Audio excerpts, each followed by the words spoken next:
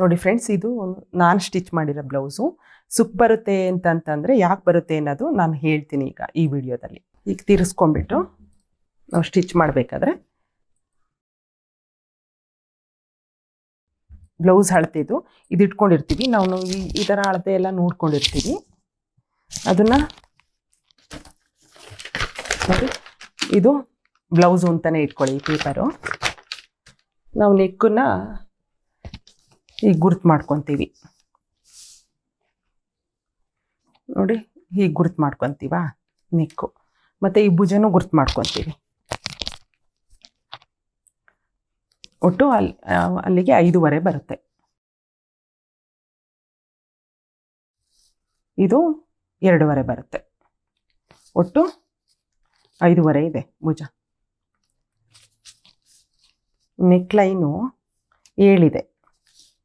ಈ ಥರ ಬಾಕ್ಸ್ ಹಾಕೊಂಡ್ಬಿಟ್ಟು ನಾವು ಇಲ್ಲಿ ಇಳಿಸ್ಕೊಬೇಕಾದ್ರೆ, ಕಂಕ್ಳು ಇಳಿಸ್ಕೊಬೇಕಾದ್ರೆ ನಾವು ಇದಕ್ಕೆ ಡೀಪ್ ನೆಕ್ಕಿಗೆ 5.5ನೇ ಇಳಿಸ್ಕೊಬೇಕು.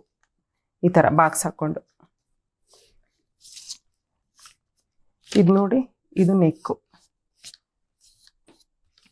ಇದು ಫ್ರಂಟು. ನಾವು ಯಾವಾಗಲೂ ಕಂಕ್ಳನ್ನ ಅಳತೆ ಮಾಡಬೇಕಾದ್ರೆ 1.5 ಇಂಚು ಮಾರ್ಕ್ ಹಾಕೊಂಬೇಡಿ. ಹಿಂಗೆ 4 ಹೀಗೆ ಶೇಪ್ ಕೊಟ್ಕೊಳ್ಳಿ. ಮುಂದ್ಗಡೆಗೆ ಈ ಥರ ಎಕ್ಸ್ಟ್ರಾ ಈಗ ಬಂದು ಈ ಬಾಕ್ಸಿಂದ ಹೊರಗಡೆ ಬರಬೇಕು. ಇದು ಮಾತ್ರ ಹೀಗೆ ಇದು ಮಾಡಬೇಕು. ಈ 4 ಕಟ್ ಮಾಡಿಕೊಂಡು ಮತ್ತು ಕೈ ಜಾಯಿಂಟ್ ಮಾಡ್ಕೊಬೇಕಾದ್ರೆ ನೋಡಿ ಈ ಥರನೇ ಜಾಯಿಂಟ್ ಮಾಡಬೇಕು.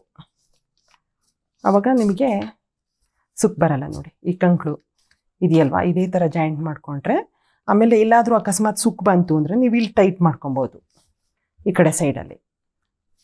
ನೋಡಿ 5.5 ಇಂಚೆ ಕಂಕ್ಳು ತಗೊಂಡ್ರೆ, ಶೇಪ್ ಮಾಡಿಕೊಂಡ್ರೆ ತುಂಬ ಚೆನ್ನಾಗಿ ಬರುತ್ತೆ ಫಿನಿಶಿಂಗು. ಇಲ್ಲಿ ನೀವು ಎಲ್ಲಾದರೂ ಲೂಸ್ ಆದರೆ ನೀವು ಇಲ್ಲಿ ಟೈಟ್ ಮಾಡ್ಕೊಳ್ಳಿ. ಭುಜದ ಹತ್ರ ಏನಾದರೂ ಇಳಿದು ಹೋಗುತ್ತೆ ಏನಾದಿದ್ರೆ ಇಲ್ಲೊಂದು ಸ್ವಲ್ಪ ನೀವು ಹೊಲಿಬೇಕಾದ್ರೆ ಇಟ್ಕೊಂಡ್ರೆ ಆಯಿತು. 1/4 ಇಂಚು ಒಂದು ಸ್ವಲ್ಪ ಜಾಸ್ತಿ ತೊಗೊಂಡು ಹಿಡಿದ್ರೆ ಆವಾಗ ಜಾರಲ್ಲ. ನೋಡಿ ಈ ಥರ ಉದ್ದಕ್ಕೆ ಹೊಲಿಗೆ ಹಾಕ್ಕೊಂಡ್ರೆ ನಿಮಗೆ ಈ ಥರ ಮಾಡಿ ನೋಡಿ, ನಿಮಗೆ ಸುಕ್ ಬರೋದಿಲ್ಲ ಆವಾಗ ಬ್ಲೌಸು. ಕಂಕ್ಳು ಯಾವಾಗಲೂ 5.5ನೇ ಇಟ್ಕೊಳ್ಳಿ. ಅಕಸ್ಮಾತ್ ಒಂದು ಸ್ವಲ್ಪ ದಪ್ಪ ಇದ್ದವರಿಗಾದರೆ 6 ಇಂಚ್ ಇಟ್ಕೊಂಡ್ರೆ ಸಾಕು.